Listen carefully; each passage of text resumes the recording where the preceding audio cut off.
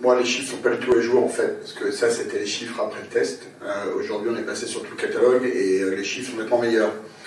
Donc, je suis assez à l'aise pour en parler.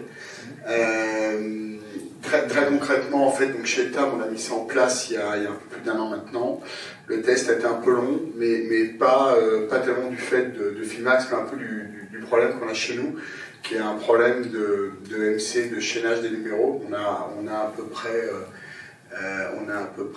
5000 produits, mais on a des MC qui changent beaucoup en fonction de plein de critères. Ça a été un peu compliqué de constituer un historique fiable de données, mais c'était nécessaire pour que ça marche vraiment bien. Donc on a fait ça. Et puis après, on a mis en place tout ça. Le test a été assez rapide. Alors je tiens à dire qu'on a gagné, alors même qu'on avait une agence qui s'occupait manuellement d'optimiser mon flux. C'est-à-dire je partais pas de zéro. C'est-à-dire que l'incrément se fait par rapport à un flux qui était déjà censé être un peu optimisé, au moins manuellement. Et là, on voit qu'on a beaucoup gagné. Je pense que chez nous, la partie générative, complément du flux, finalement, a très très bien marché, parce qu'on s'est aperçu qu'on n'était pas sur les bons critères, ou qu'on ne prenait pas ce qu'il fallait, et en fait, ça a permis de rationaliser, de systématiser la démarche d'enrichissement du flux.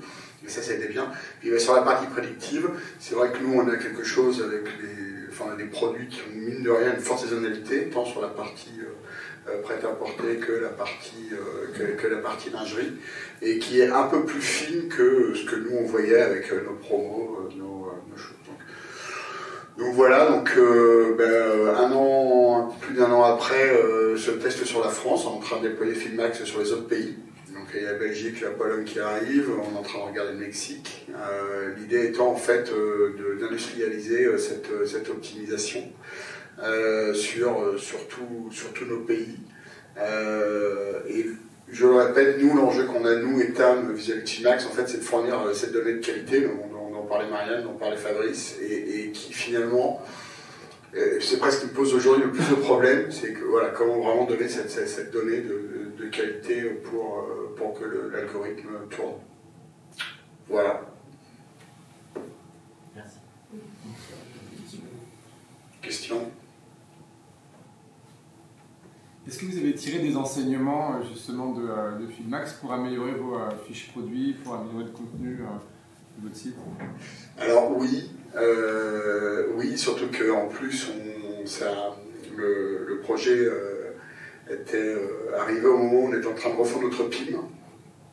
Donc oui, on a surtout en fait dans la création des fiches produits, en fait, on a rajouté des critères et des éléments qu'on demandait systématiquement, qui avant étaient analysés dans la description du produit.